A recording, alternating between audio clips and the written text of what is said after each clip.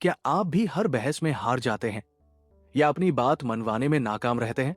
दुनिया के सबसे खतरनाक अपराधियों और किडनैपर से डील करने वाले एफबीआई एजेंट क्रिस वॉस की किताब के ये 9 जादुई नियम आपकी पूरी जिंदगी बदल देंगे।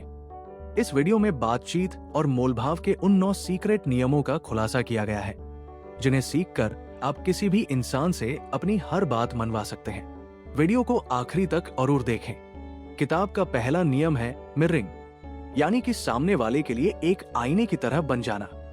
इंसानी और बेहद आसान भाषा में समझें तो इसका सीधा सा मतलब होता है कि सामने वाले व्यक्ति ने जो भी बात कही है उसके आखिरी के 3 या 4 सबसे महत्वपूर्ण शब्दों को हूबहू एक सवालिया लहजे में वापस उसके सामने दोहरा देना।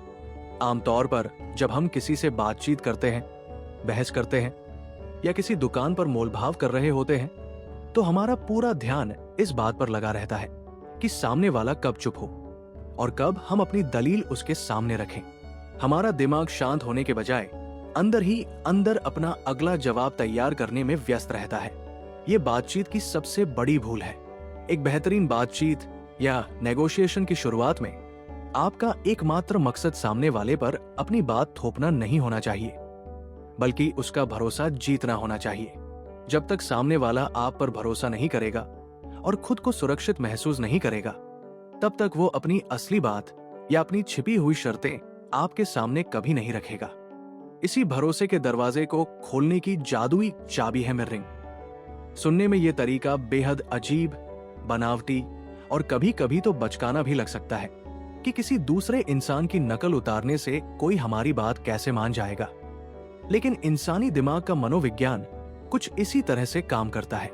हम सब इंसानों की एक बहुत ही स्वाभाविक कमजोरी होती है कि हम अनजाने में उन लोगों की तरफ बहुत जल्दी आकर्षित हो जाते हैं और उन पर भरोसा कर लेते हैं जो बिल्कुल हमारे जैसे दिखते हैं, हमारे जैसे हाव भाव रखते हैं या हमारी ही भाषा में बात करते हैं। जब आप सामने वाले के ही बोले गए आखिरी शब्दों को एक सवाल की तरह वापस उनकी तरफ उछाल देते हैं तो उनके अवचेतन मन यानी सबकॉन्शियस माइंड को एक बहुत ही सकारात्मक सिग्नल जाता है। उन्हें अंदर से यह महसूस होने लगता है कि आप उन्हें न केवल बहुत ध्यान से सुन रहे हैं, बल्कि आप उनकी परिस्थिति से पूरी तरह इत्तेफाक रखते हैं और उन्हें समझने की कोशिश कर रहे हैं। इस अपनेपन के एहसास से उनके मन के अंदर बैठा हुआ डर, झिझक और रक्षात्मक रवैया पूरी तरह से गायब हो जाता है। वे अपनी सुरक्षा की दीवार को नीचे गिरा देते हैं और बहुत ही सहज होकर अपनी बात को और ज्यादा विस्तार से समझाने लगते हैं। इस पूरी प्रक्रिया में वे खुद को इतना कंफर्टेबल महसूस करते हैं कि वे बातचीत के बहाव में आकर आपको ऐसी जरूरी और गुप्त जानकारियां भी दे बैठते हैं जो शायद वे सामान्य हालातों में आपसे छुपाकर रखना चाहते थे। इस नियम को अपनी रोजमर्रा की जिंदगी में सही तरीके से लागू करने के लिए आपको एक खास कला सीखनी होगी और वो कला है अपनी आवाज के जादू को संभालना।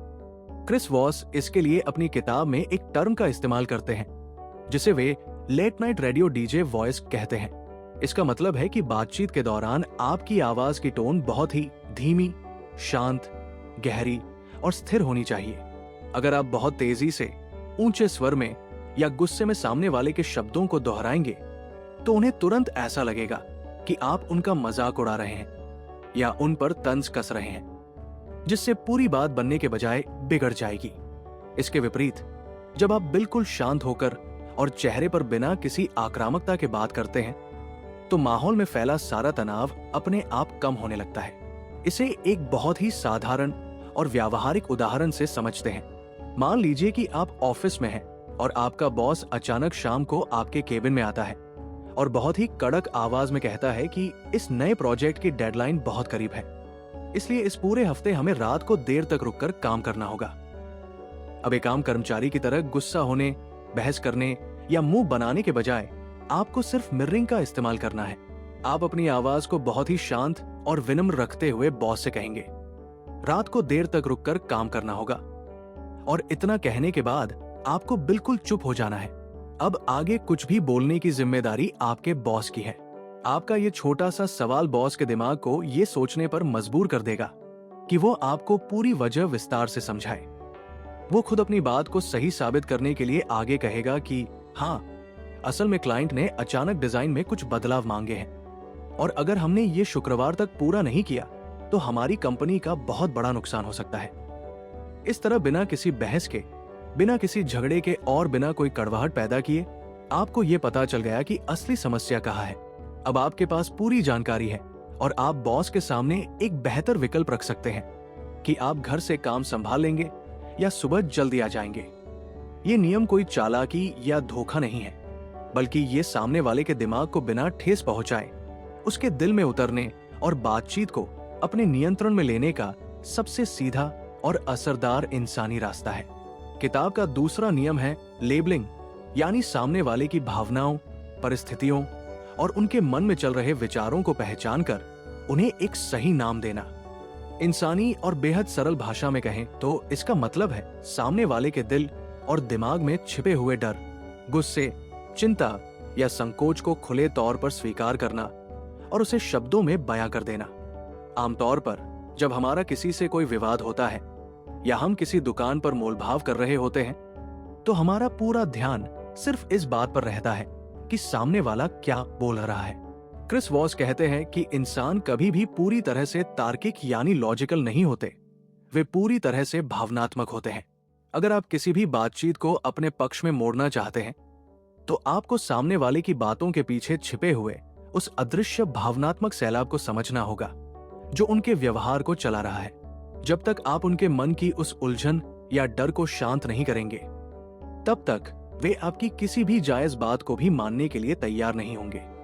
इसी मानसिक कड़वाहट और डर को पिघलाने का सबसे अचूक और जादुई हथियार है लेबलिंग। सुनने में यह बात बहुत सामान्य लग सकती है कि किसी के मूड को शब्दों में बयां करने से क्या होगा, लेकिन मानव मनोविज्ञान के अनुसार इसका असर बहुत ही गहरा होता है। जब कोई व्यक्ति गुस्से में होता है या डरा हुआ होता है तो उसके दिमाग का एक खास हिस्सा, जिसे अमिगडाला कहते हैं, बहुत ज्यादा सक्रिय हो जाता है। ऐसी स्थिति में वह इंसान सिर्फ अपनी सुरक्षा के बारे में सोचता है और सामने वाले की हर बात को एक हमले की तरह देखता है। लेकिन जैसे ही आप बहुत ही शांत और बिना किसी पूर्वाग्रह के उसकी उस भावना को पहचान लेते हैं और उसे शब्दों में ढालकर उसके सामने रख देते हैं तो उसके दिमाग का वो अशांत हिस्सा तुरंत शांत होने लगता है। इसे मनोविज्ञान की भाषा में नकारात्मक भावनाओं को कम करना कहते हैं। जब सामने वाले को यह महसूस होता है कि आप उसकी तकलीफ या उसकी चिंता को समझ रहे हैं तो उसका सारा गुस्सा और रक्षात्मक रवैया बर्फ की तरह पिघल जाता है और वो खुद को बहुत ही हल्का और सुरक्षित महसूस करने लगता है। इस नियम को अपनी रोजमर्रा की जिंदगी में इस्तेमाल करने का एक बेहद सटीक और सलीकेदार तरीका है। आपको कभी भी बातचीत में सीधे तौर पर ऐसे शब्दों का इस्तेमाल नहीं करना चाहिए जिससे सामने वाले को लगे कि आप उस पर कोई आरोप लगा रहे हैं। उदाहरण के लिए, कभी भी ये मत कहिए कि मुझे पता है कि आप मुझसे नाराज हैं या आप इस डील से डर रहे हैं। ऐसा बोलने से सामने वाला तुरंत भड़क सकता है और खुद को सही साबित करने की बहस में उलझ सकता है। इसकी जगह आपको बहुत ही शांत, तटस्थ और धीमी आवाज में कुछ खास जादुई वाक्यों से अपनी बात शुरू करनी चाहिए। जैसे, ऐसा लगता है कि आपको इस फैसले में कोई बहुत बड़ा रिस्क दिखाई दे रहा है, या ऐसा लगता है कि आपको लग रहा है कि इस डील में आपके साथ नाइंसाफी हो रही है, या ऐसा लगता है कि आप इस पूरी स्थिति को लेकर थोड़े चिंतित हैं। इन वाक्यों की सबसे बड़ी खूबसूरती यह है कि इसमें आप सामने वाले पर कोई ठप्पा नहीं लगा रहे होते, बल्कि सिर्फ एक संभावना जता रहे होते हैं। अगर आप गलत भी होंगे तो सामने वाला बिना नाराज हुए खुद ही आपकी बात को सुधारते हुए अपनी असली समस्या बता देगा कि नहीं, मैं डरा नहीं हूं, असल में मेरी चिंता यह है कि। इसे एक बहुत ही व्यावहारिक और आम उदाहरण से समझते हैं। मान लीजिए कि आपका कोई पुराना और बहुत ही खास ग्राहक है जो अचानक आपसे बहुत उखड़ा उखड़ा बात कर रहा है और आपकी सेवाओं से नाखुश होकर किसी दूसरी कंपनी के पास जाने की धमकी दे रहा है। अब एक आम सेल्समैन की तरह अपनी कंपनी की सफाई देने या बहस करने के बजाय कि हमने तो हमेशा आपकी मदद की है, आपको लेबलिंग का इस्तेमाल करना चाहिए। आप बहुत ही ठंडे दिमाग से और शांत आवाज में कहेंगे, ऐसा लगता है कि आपको महसूस हो रहा है कि हमारी कंपनी अब आपको वो तवज्जो और सम्मान नहीं दे रही है जो आपको पहले मिलता था, और आपको लग रहा है कि आपके पैसे की कद्र नहीं की जा रही है। ये सुनते ही ग्राहक के अंदर का सारा गुबार शांत हो जाएगा। उसे लगेगा कि इतने दिनों में पहली बार किसी ने उसकी असली तकलीफ को समझा है। वो राहत की सांस लेगा और कहेगा, हाँ बिल्कुल सही कह रहे हो, असल में पिछले 2 महीनों से मुझे समय पर रिप्लाई नहीं मिल रहा है। इसके बाद वो ग्राहक आपके साथ बैठकर समस्या का समाधान निकालने के लिए पूरी तरह तैयार हो जाएगा। ये नियम सामने वाले की सोच को बिना ठेस पहुंचाए उसके गुस्से की हवा निकालने और बातचीत में एक बेहद गहरा इंसानी जुड़ाव पैदा करने का सबसे आसान और प्रभावशाली रास्ता है। किताब का तीसरा नियम है ना कि ताकत को समझना और उसका सही इस्तेमाल करना। इंसानी और बेहद सरल भाषा में कहें तो इसका मतलब है कि बातचीत के दौरान सामने वाले से जबरदस्ती हाँ सुनने की जिद को छोड़ देना और उन्हें ना कहने की पूरी आजादी देना। हम सभी को बचपन से यही सिखाया जाता है कि एक अच्छा बातचीत करने वाला या सेल्समैन वही है जो सामने वाले से अपनी हर बात पर हाँ करवा ले। लेकिन क्रिस वॉस कहते हैं कि यह धारणा पूरी तरह से गलत और खतरनाक है। असल जिंदगी में अक्सर एक बहुत बड़ा और मीठा धोखा होती है। जब हम किसी के पीछे हाँ सुनने के लिए हाथ धोकर पड़ जाते हैं तो सामने वाला इंसान खुद को फंसा हुआ और असुरक्षित महसूस करने लगता है। उसे लगता है कि अगर उसने हाँ कह दिया तो वो किसी बंधन में बंध जाएगा या कोई बड़ी मुसीबत मोल ले लेगा। इस मानसिक दबाव से बचने के लिए लोग अक्सर ऊपरी मन से या झूठी हाँ कह देते हैं ताकि किसी तरह आपका पीछा छूटे, लेकिन अंदर से वे आपकी बात से कभी सहमत नहीं होते। इसके ठीक विपरीत, जब कोई इंसान ना कहता है तो उसे महसूस होता है कि परिस्थिति अभी भी उसके नियंत्रण में है, वो पूरी तरह सुरक्षित है और अपनी मर्जी का मालिक है। इसी नियंत्रण की भावना का फायदा उठाकर बातचीत को आगे बढ़ाना ही इस नियम का असली जादू है। मानव मनोविज्ञान के अनुसार ना केवल एक शब्द नहीं है, बल्कि ये सामने वाले के लिए एक सुरक्षा कवच है। जैसे ही कोई व्यक्ति ना कहता है, उसके दिमाग का तनाव खत्म हो जाता है, उसकी धड़कनें सामान्य हो जाती है और वह अपनी रक्षात्मक मुद्रा से बाहर आ जाता है। जब उसे ये विश्वास हो जाता है कि आप उस पर कोई दबाव नहीं डाल रहे हैं, तो वो आपकी बातों को ज्यादा ध्यान से और खुले दिमाग से सुनने के लिए तैयार हो जाता है। इसलिए एक समझदार नेगोशिएटर कभी भी सीधे हाँ के पीछे नहीं भागता, बल्कि वो अपने सवालों को इस तरह तैयार करता है कि सामने वाला बहुत ही सहजता से ना कह सके और वहीं से असली बातचीत का रास्ता खुल सके। इस तकनीक को अपनी रोजमर्रा की जिंदगी में लागू करने का तरीका बहुत ही आसान और व्यावहारिक है। आपको बस अपने पूछने के अंदाज को थोड़ा सा बदल देना है। उदाहरण के लिए, यदि आप किसी व्यस्त व्यक्ति को फोन करते हैं तो आमतौर पर लोग पूछते हैं कि क्या आपके पास बात करने के लिए 2 मिनट है, या क्या यह बात करने का सही समय है। ऐसे सवालों को सुनकर सामने वाला तुरंत असहज हो जाता है और टालने के लिए झूठ बोल देता है। इसकी जगह आपको अपनी आवाज को बेहद शांत रखकर पूछना चाहिए, क्या इस समय बात करना गलत होगा, या क्या मैं आपको किसी बेहद गलत समय पर परेशान कर रहा हूं। इस सवाल को सुनते ही सामने वाले का दिमाग राहत महसूस करता है और वो तुरंत कहता है, नहीं नहीं ऐसा नहीं है, बताइए क्या बात है। इस एक छोटी सी नाप को कहते ही उसने अनजाने में आपको बात करने की पूरी अनुमति दे दी है और अब वो बिना किसी मानसिक तनाव के आपकी बात सुनेगा।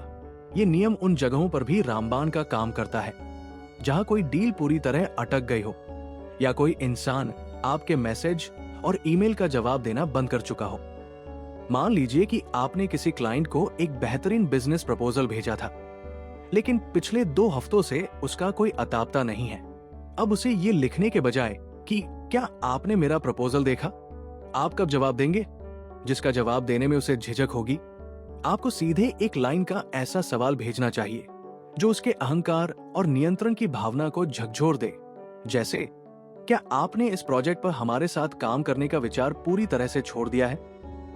यह सवाल पढ़ते ही सामने वाले के अंदर का डर जाग जाता है कि कहीं वह एक अच्छा मौका न खो दे। यदि वो वाकई काम छोड़ना नहीं चाहता तो वो तुरंत पलटकर बहुत ही सक्रियता के साथ जवाब देगा, नहीं नहीं ऐसा बिल्कुल नहीं है, असल में मैं एक दूसरे जरूरी काम में फंसा हुआ था, चलिए कल इस पर बात करते हैं। इस प्रकार ना सुनने का डर अपने मन से निकालकर और सामने वाले को ना कहने की आजादी देकर आप बंद हो चुके बातचीत के दरवाजों को भी बड़ी आसानी से खोल सकते हैं। ये नियम सामने वाले की स्वतंत्रता का सम्मान करते हुए उन्हें अपने पक्ष में करने का सबसे गहरा और असरदार मानवीय तरीका है। किताब का चौथा नियम है उन दो सबसे जादुई शब्दों को हासिल करना जो किसी भी मुश्किल बातचीत का पासा पूरी तरह पलट देते हैं। और वे शब्द हैं दैट्स राइट, यानी आप बिल्कुल सही कह रहे हैं। इंसानी और बेहद सरल भाषा में कहें तो इसका मतलब है सामने वाले व्यक्ति को यह महसूस कराना कि आपने उसकी पूरी परिस्थिति, उसकी चिंताओं और उसके मन की बात को बिल्कुल गहराई से और सही से समझ लिया है। आमतौर पर जब हम किसी से अपनी बात मनवाना चाहते हैं तो हमारी पूरी कोशिश होती है कि सामने वाला हमारी दलीलों को समझे और कहे यू आर राइट, यानी तुम सही कह रहे हो। ये एक बहुत बड़ा धोखा है जिसे हर बातचीत करने वाले को समझना चाहिए। जब कोई आपसे कहता है कि तुम सही कह रहे हो तो अक्सर उसका असली मतलब ये होता है कि तुम जो कह रहे हो वो ठीक है, अब बस करो, अपनी बकवास बंद करो और मेरा पीछा छोड़ो। वे आपको शांत करने और बातचीत को वही खत्म करने के लिए ऐसा कहते हैं, लेकिन अंदर से वे आपकी बात से 1% भी सहमत नहीं होते और न ही भविष्य में आपका साथ देने का उनका कोई इरादा होता है। इसके विपरीत जब सामने वाले के मुंह से निकलता है दैट्स राइट, तो ये इस बात का सबूत है कि उसने आपके सामने अपने दिल के दरवाजे खोल दिए हैं। इन दो जादुई शब्दों को सुनने के लिए आपको किताब के पहले नियम मिररिंग और दूसरे नियम लेबलिंग को एक साथ मिलाकर एक बेहद खूबसूरत गुलदस्ता तैयार करना पड़ता है, जिसे लेखक समरी या सारांश कहना पसंद करते हैं। इसका तरीका यह है कि आप सामने वाले की पूरी बात, उसकी चिंताओं, उसकी भावनाओं और उसकी वर्तमान परिस्थितियों को बिना बीच में टोके बहुत ही ध्यान से और गहराई से सुने।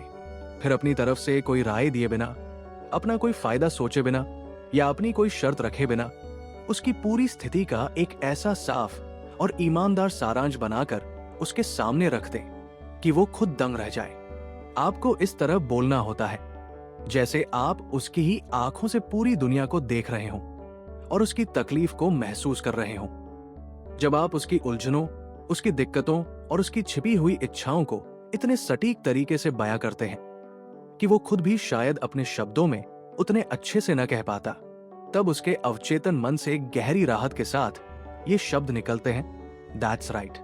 इस तकनीक का इंसानी दिमाग पर बहुत ही गहरा और सकारात्मक मनोवैज्ञानिक असर होता है। जब सामने वाले को ये अटूट विश्वास हो जाता है कि दुनिया में कोई ऐसा इंसान है जिसने उसकी परिस्थिति को बिना किसी स्वार्थ के बिल्कुल सही ही समझ लिया है, तो उसके मन का सारा रक्षात्मक रवैया, गुस्सा और संकोच तुरंत हवा हो जाता है। उसे लगता है कि आप उसके दुश्मन या विरोधी नहीं हैं जो उसका नुकसान करने आए हैं, बल्कि आप उसके सच्चे मददगार और दोस्त हैं। इस एक एहसास के होते ही बातचीत का पूरा माहौल बदल जाता है और वो आपके साथ मिलकर समस्या का समाधान खोजने के लिए पूरी तरह तैयार हो जाता है। इसे एक बहुत ही व्यावहारिक और आम उदाहरण से समझते हैं। मान लीजिए कि आपका कोई पार्टनर या क्लाइंट है जो किसी डील को फाइनल करने में बहुत आनाकानी कर रहा है और बार बार पीछे हट रहा है। अब उस पर दबाव बनाने के बजाय कि ये डील आपके लिए कितनी अच्छी है, आप समझ क्यों नहीं रहे, आपको एक गहरी समरी पेश करनी चाहिए। आप बहुत ही शांत और गंभीर आवाज में कहेंगे, तो आपकी स्थिति यह है कि आप इस डील को पूरे दिल से करना चाहते हैं, लेकिन पिछली कंपनी के साथ जो आपका कड़वा अनुभव रहा और जो आपका भारी नुकसान हुआ, उसकी वजह से आपका भरोसा टूट चुका है। आप इस समय बहुत डरे हुए हैं कि कहीं दोबारा वही गलती न हो जाए और आपकी साख दांव पर न लग जाए। ये सुनते ही सामने वाला एक लंबी और राहत की सांस लेगा और उसकी आंखों में एक चमक आ जाएगी। वो तुरंत कहेगा दैट्स राइट, मैं बिल्कुल यही महसूस कर रहा हूं। इसके तुरंत बाद वो आपकी हर बात को सुनने, समझने और आपकी शर्तों को मानने के लिए मानसिक रूप से पूरी तरह तैयार हो जाएगा। ये नियम सामने वाले के अहंकार को छुए बिना उसके दिल में जगह बनाने और बातचीत को एक सफल अंजाम तक पहुंचाने का सबसे सुंदर और अचूक मानवीय रास्ता है। किताब का 5वां नियम है उनकी वास्तविकता को मोड़ना, यानी सामने वाले के दिमाग में फायदे और नुकसान के पूरे गणित को बड़ी ही चतुराई से अपने पक्ष में बदल देना। इंसानी और बेहद सरल भाषा में कहें तो इसका मतलब है कि आप परिस्थितियों को सामने वाले के आगे इस तरह से पेश करें कि उसे आपकी शर्तों को मानने में ही अपना सबसे बड़ा फायदा और भलाई नजर आने लगे। लेखक क्रिस वॉस कहते हैं कि इंसान कभी भी पूरी तरह से ठंडे दिमाग और लॉजिक के साथ फैसले नहीं लेता। हम सभी के फैसले इस बात पर निर्भर करते हैं कि कोई बात हमारे सामने किस ढंग से रखी जा रही है। मनोविज्ञान में इसे लॉस अवर्जन यानी नुकसान से बचने की इंसानी फितरत कहा जाता है। इसका सीधा सा मतलब है कि हम इंसानों को किसी चीज को पाने की उतनी खुशी नहीं होती जितना कि किसी अपनी चीज को खोने का बहुत बड़ा डर सताता है। इस नियम का मकसद सामने वाले को डराना, धमकाना या कोई धोखा देना बिल्कुल नहीं है, बल्कि बहुत ही सूझबूझ के साथ बातचीत का एक ऐसा माहौल तैयार करना है जहां वो नुकसान के डर से बाहर निकलने के लिए खुद आपकी शर्तों पर राजी हो जाए। इस नियम को अपनी रोजमर्रा की जिंदगी और व्यापार में इस्तेमाल करने के लिए लेखक ने कुछ बेहद अनोखे और कमाल के तरीके बताए हैं। इसका सबसे पहला और दमदार तरीका है एंकरिंग, यानी कीमत या शर्तों का एक ऐसा शुरुआती दायरा तय कर देना जिससे सामने वाले की उम्मीदें पूरी तरह से बदल जाएं। जब भी पैसों के लेन देन या मोलभाव की शुरुआत हो तो कभी भी सीधे अपनी असल कीमत मत बताइए। अपनी असली बात रखने से ठीक पहले सामने वाले के दिमाग को एक झटका दीजिए। आप उनसे कह सकते हैं कि जो बात मैं आपको बताने जा रहा हूं, शायद वो सुनकर आपको बहुत बड़ा झटका लगे या आपको लगे कि ये कीमत बहुत ज्यादा है। ऐसा कहते ही सामने वाले का दिमाग अनजाने में सबसे बुरे और सबसे महंगे हालात की कल्पना कर लेता है। इसके बाद जब आप अपनी असल कीमत या शर्त उनके सामने रखते हैं तो वो कीमत उन्हें अपनी कल्पना के मुकाबले बहुत कम, जायज और काफी सस्ती लगने लगती है। इसके साथ ही मोलभाव के दौरान कभी भी गोलमटोल आंकड़ों जैसे कि 5,000, 10,000 या 1 लाख का इस्तेमाल बिल्कुल नहीं करना चाहिए। जब आप ऐसी गोल संख्याएं बोलते हैं तो सामने वाले को लगता है कि ये कोई तय कीमत नहीं है और इसमें अभी बहुत मोलभाव किया जा सकता है। इसकी जगह आपको हमेशा बेहद सटीक और अजीब संख्या का इस्तेमाल करना चाहिए, जैसे कि 4,875 या 93,420 रुपए। ऐसी बारीक संख्याएं सुनने में बहुत सोची समझी लगती है। सामने वाले के दिमाग को तुरंत ये मैसेज जाता है कि आपने पाई का हिसाब लगाकर बहुत मेहनत से ये आखिरी कीमत तय की है, जिससे वो ज्यादा नानुकर नहीं कर पाता और उस कीमत को स्वीकार कर लेता है। इसके अलावा इस नियम का एक और खूबसूरत पहलू यह है कि यदि आप सामने वाले की मांगी हुई रकम नहीं दे पा रहे हैं तो पैसों पर अड़ने के बजाय उन्हें कुछ ऐसी सुविधाएं या सेवाएं ऑफर कर दीजिए जो आपके लिए बहुत कीमती न हो लेकिन उनके लिए बहुत मायने रखती हो।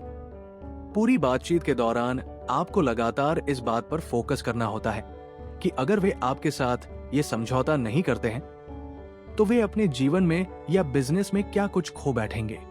जब आप किसी फायदे का लालच देने के बजाय उनके होने वाले नुकसान की तस्वीर उनके सामने लाकर खड़ी कर देते हैं तो उनका दिमाग तुरंत उस नुकसान से बचने का रास्ता खोजने लगता है। इस तरह वे अपनी जिद छोड़कर बहुत ही शांति से आपकी शर्तों पर अपनी सहमति दे देते हैं। ये नियम सामने वाले की सोच के दायरे को बदलकर बिना किसी टकराव के अपनी बात मनवाने का सबसे अचूक और मनोवैज्ञानिक मानवीय तरीका है। किताब का छठा नियम है नियंत्रण का भ्रम पैदा करना, यानी सामने वाले को ये महसूस कराना कि पूरी बातचीत की कमान और आखिरी फैसला उसके हाथों में है, जबकि असलियत में बातचीत की डोर पूरी तरह आपके नियंत्रण में होती है। इंसानी और बेहद सरल भाषा में कहें तो इसका मतलब है कि सामने वाले पर सीधे अपनी बात थोपने या उन्हें कोई हुक्म देने के बजाय उनसे ऐसे सोचे समझे सवाल पूछना कि वे खुद आपकी समस्या का समाधान ढूंढने के काम में लग जाएं। लेखक क्रिस वॉस कहते हैं कि हर इंसान के भीतर खुद को ताकतवर और स्वतंत्र देखने की एक बहुत गहरी चाहत होती है। जब आप किसी से सीधे कहते हैं कि तुम्हें ऐसा करना ही होगा तो उसका अहंकार तुरंत जाग जाता है और वो चाहे या न चाहे आपकी बात का विरोध करने लगता है। इस नियम का मूल मंत्र यही है कि आप सामने वाले के इसी अहंकार को शांत रखते हुए बहस करने के बजाय उनसे कैलिब्रेटेड क्वेश्चंस यानी खुले सवाल पूछें, जिनकी शुरुआत हमेशा क्या, व्हाट या कैसे, हाउ से होती है। इन सवालों की सबसे बड़ी खासियत ये होती है कि सामने वाला इनका जवाब सिर्फ एक साधारण हाँ या ना में देकर पल्ला नहीं झाड़ सकता। उसे रुककर सोचना पड़ता है और अपनी बुद्धि का इस्तेमाल करके एक पूरा वाक्य बोलना पड़ता है।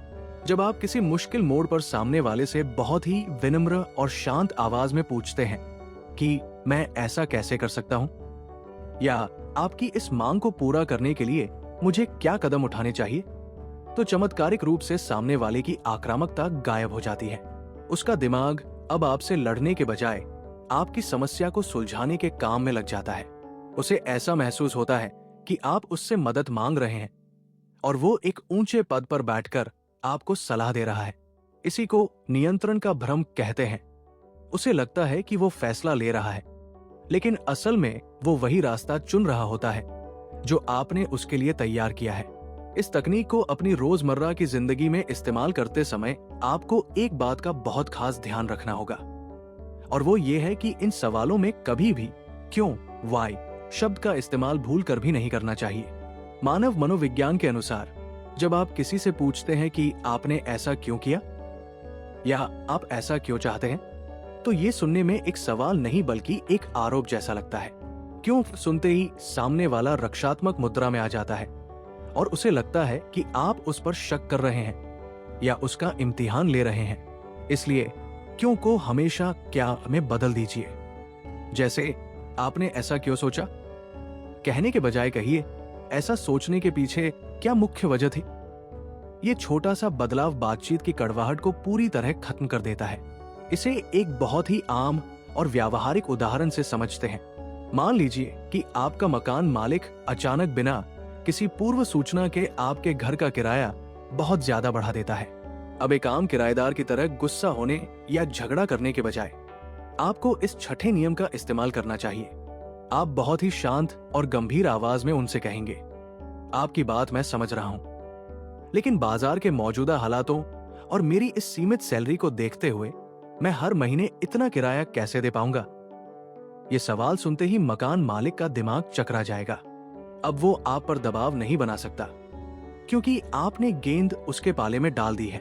वो खुद ही सोचने पर मजबूर हो जाएगा और हो सकता है कि वो आपसे कहे, अच्छा चलो तुम इतना नहीं दे सकते तो बीच का कोई रास्ता निकालते हैं। इस तरह बिना किसी टकराव के, बिना किसी कड़वाहट के और सामने वाले के सम्मान को ठेस पहुंचाए बिना आप बातचीत को अपने हक में मोड़ लेते हैं। ये नियम सामने वाले को अपनी उंगलियों पर नचाने का सबसे समझदारी भरा और गहरा मानवीय तरीका है। किताब का 7वां नियम है काम का पूरा होना पक्का करना, यानी केवल किसी समझौते पर पहुंच जाना या सामने वाले के मुंह से एक बार हाँ सुन लेना ही काफी नहीं है, बल्कि ये देखना भी जरूरी है कि वो डील असल जिंदगी में पूरी तरह लागू कैसे होगी। इंसानी और बेहद सरल भाषा में कहें तो इसका मतलब है कि बातचीत की मेज पर जो वादे किए गए हैं उन्हें हकीकत में बदलने का पूरा इंतजाम करना।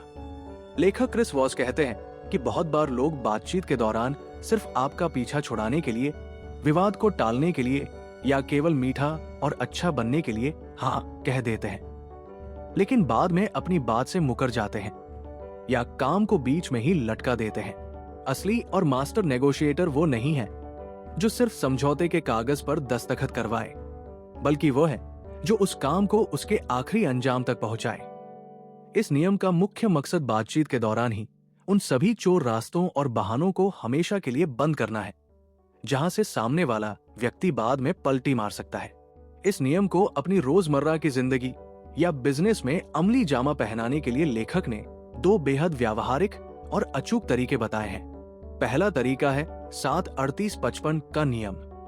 ये नियम कहता है कि जब 2 लोग आपस में बात करते हैं तो उनके द्वारा बोले गए शब्दों का महत्व केवल 7% होता है, जबकि उनकी आवाज के लहजे यानी टोन का महत्व 38% और उनकी बॉडी लैंग्वेज यानी शरीर के हाव भाव का महत्व सबसे ज्यादा 55% होता है।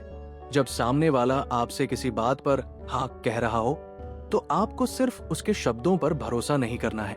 आपको एक जासूस की तरह उसकी आंखों, उसके चेहरे के भावों और उसके बैठने के तरीके को बहुत गौर से देखना होगा। अगर उसके शब्द कह रहे हैं कि हाँ मैं ये काम सोमवार तक कर दूंगा, लेकिन उसकी आवाज में एक अजीब सी हिचकिचाहट है या वो आपसे आंखें चुरा रहा है, तो समझ जाइए कि ये एक झूठी हाँ है। ऐसे नाजुक समय पर आपको तुरंत दूसरे नियम लेबलिंग का इस्तेमाल करते हुए बहुत ही शांत आवाज में कहना चाहिए, ऐसा लगता है कि इस डेडलाइन को पूरा करने में आपको कोई छिपी हुई परेशानी आ रही है। ये सुनते ही सामने वाले का झूठ पकड़ में आ जाएगा और वो अपनी असली समस्या उसी वक्त टेबल पर रख देगा। दूसरा सबसे शानदार तरीका है रूल ऑफ 3, यानी 3 बार परखने का नियम।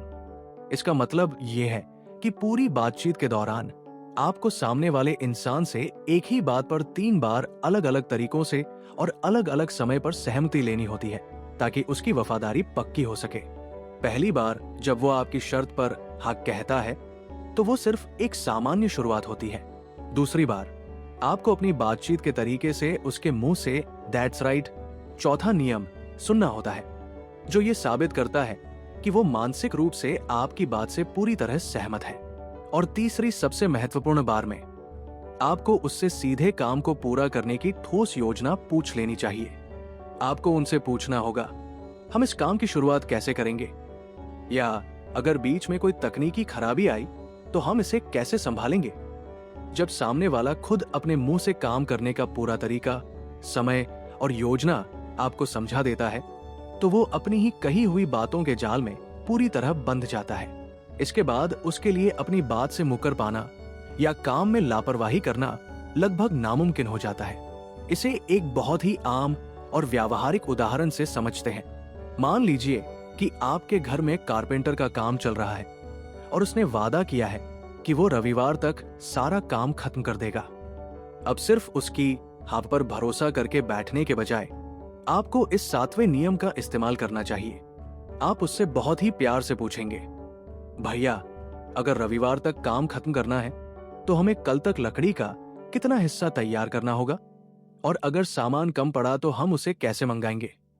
जब वो कारपेंटर खुद आपको पूरी प्लानिंग समझाएगा कि वो रोज कितने घंटे काम करेगा, तो वो मानसिक रूप से उस काम के प्रति जवाबदेह हो जाएगा। ये नियम सामने वाले को बिना कोई ठेस पहुंचाए उसकी नीयत को परखने और आपके काम की सफलता को 100% पक्का करने का सबसे बेहतरीन मानवीय रास्ता है। किताब का 8वां नियम है कड़ा मोलभाव करना, यानी जब बातचीत अपने आखिरी दौर में पहुंच जाए और बात सीधे पैसों के लेन देन या अंतिम कीमतों पर आकर टिक जाए, तो एक बेहद सटीक और सोची समझी रणनीति के साथ मैदान में उतरना। लेखक क्रिस वॉस कहते हैं कि ज्यादातर लोग पूरी बातचीत तो बहुत अच्छे से कर लेते हैं, लेकिन जैसे ही बात रुपयों पैसों पर आती है वे घबरा जाते हैं और तनाव से बचने के लिए बहुत जल्दी बीच का रास्ता चुनकर समझौता कर लेते हैं। इस नियम में लेखक ने एकरमैन बार्गेनिंग मॉडल नाम का एक बहुत ही व्यावहारिक और गणितीय तरीका बताया है, जिसे एक पूर्व FBI एजेंट द्वारा तैयार किया गया था। ये मॉडल आपको सिखाता है कि कैसे किस्तों में अपने ऑफर को सामने वाले के पास भेजना है, ताकि उसे मानसिक रूप से ये महसूस हो कि वो आपसे आखिरी दम तक लड़कर जीत चुका है, जबकि असलियत में आपको वही कीमत मिलती है जो आप अपने मन में पहले से तय करके आए थे। इस नियम को इस्तेमाल करने का तरीका बहुत ही दिलचस्प और वैज्ञानिक है। मान लीजिए कि आप कोई पुरानी गाड़ी या कोई प्रॉपर्टी खरीदना चाहते हैं और आपने अपने मन में उसकी एक अधिकतम कीमत तय कर रखी है, जिसे हम आपकी टारगेट प्राइस कहेंगे। इस मॉडल के अनुसार आपको अपना पहला ऑफर उस तय कीमत का सिर्फ 65% ही देना चाहिए। सामने वाला जाहिर तौर पर आपकी इतनी कम कीमत सुनकर नाराज होगा, चौंकेगा या साफ मना कर देगा। इसके बाद आपको तुरंत अपनी कीमत नहीं बढ़ानी है। थोड़ा रुककर बातचीत का नाटक करते हुए और अपनी लाचारी दिखाते हुए अपना दूसरा ऑफर बढ़ाकर 85% कर देना है। जब वो इस पर भी न माने तो थोड़ा और हिचकिचाते हुए और ये जताते हुए कि आप बड़ी मुश्किल से पैसों का इंतजाम कर रहे हैं, अपने ऑफर को 95% पर ले जाएं। इस तरह धीरे धीरे और बहुत कम अंतर के साथ आगे बढ़ने से सामने वाले के दिमाग को यह मैसेज जाता है कि आप अपनी आखिरी सीमा तक पहुंच चुके हैं और अब आपके पास देने के लिए बिल्कुल भी पैसे नहीं बचे हैं। इसके बाद आता है इस पूरे नियम का सबसे आखिरी और जादुई कदम। जब आप अपना अंतिम ऑफर यानी अपनी तय की गई 100% कीमत सामने वाले को बताएं, तो वो संख्या बिल्कुल गोलमटोल जैसे कि 5,000, 10,000 या 1 लाख रुपए नहीं होनी चाहिए। आपको एक बेहद अजीब और सटीक संख्या बोलनी है, जैसे कि 4,875 या 93,420 रुपए।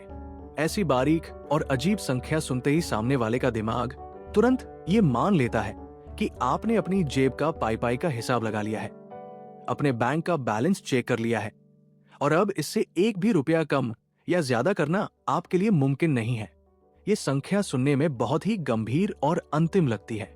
इसके साथ ही अपने इस आखिरी ऑफर के वजन को और बढ़ाने के लिए आपको एक छोटा सा काम और करना होगा। आपको अपनी इस अजीब संख्या वाली कीमत के साथ कोई ऐसी गैर कीमती चीज मुफ्त में देने का वादा करना चाहिए जो आपके लिए कोई बड़ी बात ना हो, लेकिन उसके दिल को तसल्ली दे सके। जैसे कि मैं आपको इस कीमत के साथ गाड़ी का पुराना कवर भी दे दूंगा, या मैं कागजी कार्रवाई का पूरा खर्च खुद उठा लूंगा। जब आप इस तरह से मोलभाव करते हैं तो सामने वाले का अहंकार पूरी तरह संतुष्ट हो जाता है।